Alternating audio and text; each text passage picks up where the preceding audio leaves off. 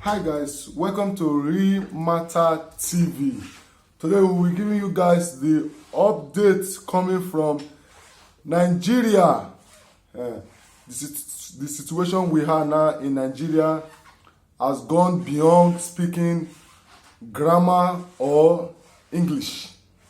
So today I will be breaking this one down today so that our people who doesn't understand English a lot can understand what we are trying to let them know what is going on in Nigeria. The Minister of Information, Lai Mohammed, the Minister of Information, I know say that one not be minister, that one a Lai Minister, Minister Lai. He don't talk now say, say before now, the first talk say that Lekki shooting, nobody die. They won't cover up. They don't kill innocent people. They won't cover up because of they scare international sanction. Because we not get what we go fit do them as a people for Naija.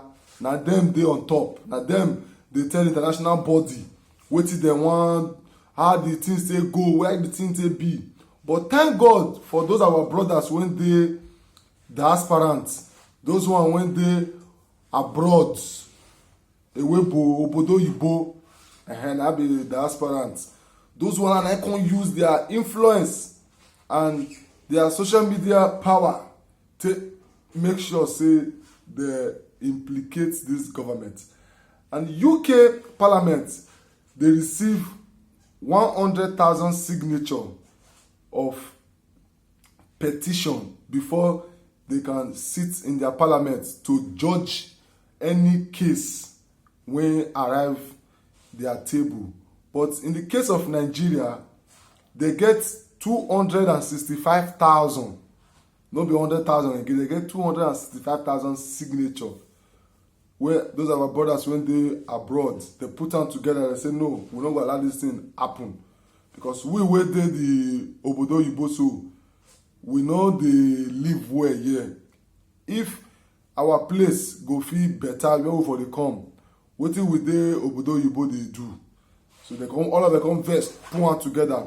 Now that one don't pass. When CNN come begin call they broadcast the matter, they broadcast. Now then Lai Mohammed come and say Nigeria go sanction CNN. Say because say CNN they broadcast lie.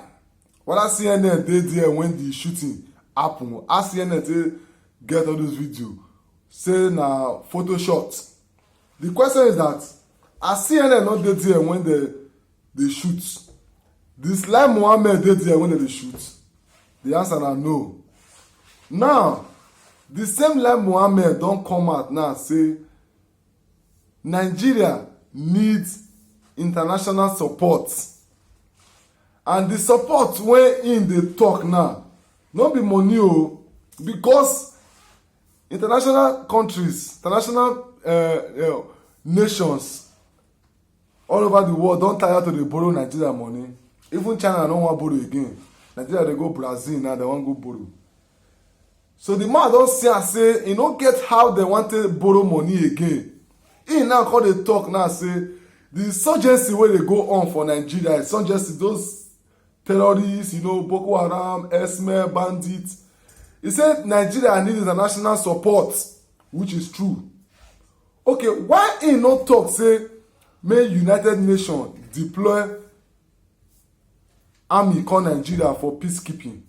May they go help Nigerian soldiers. Why he now go talk say Nigeria needs weapons?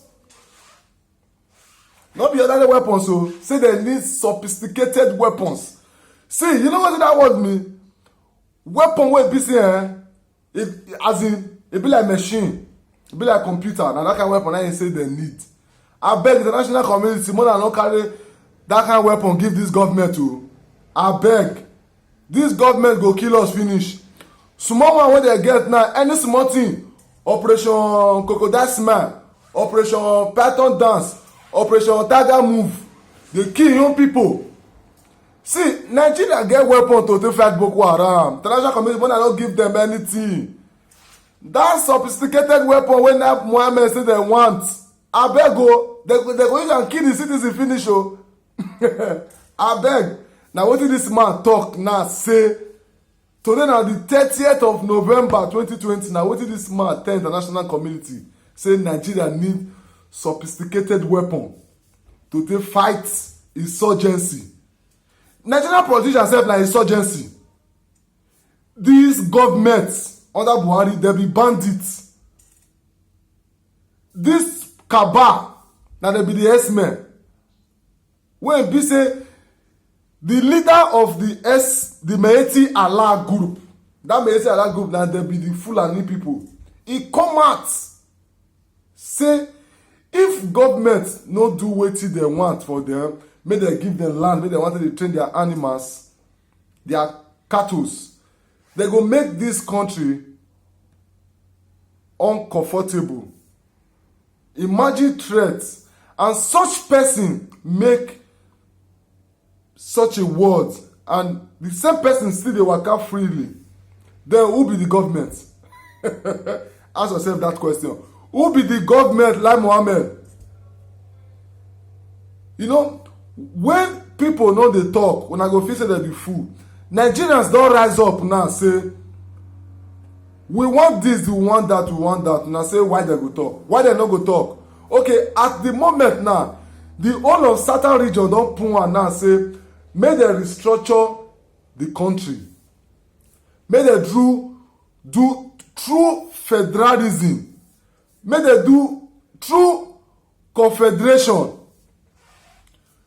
That's what mean make every region they control taxes when they come from their states. Na only few they will give federal government, but 80% go bid for the states. This same government disagree. They say no. They say they no go green. Say they go only do amendment of the 1999 constitution, or they want to rewrite the constitution. Nigerians say we no want that constitution again. We want what they call abolish. You know what it be abolish? We no want see am again. Abolish am out. We no want anything wey resemble that one again. Na be the problem when Nigeria dey fight now. These same people say they go only amend the constitution. Wetin be amendment? My brother and sister, na that constitution na make Nigeria be as e be. Na that constitution na make policeman go tell you say he go kill you, nothing go happen. You know say as a uniform man, policeman, you know say it's against the law when uniform man threaten you as a citizen. That one first na crime. E suppose go prison put for am to threaten you.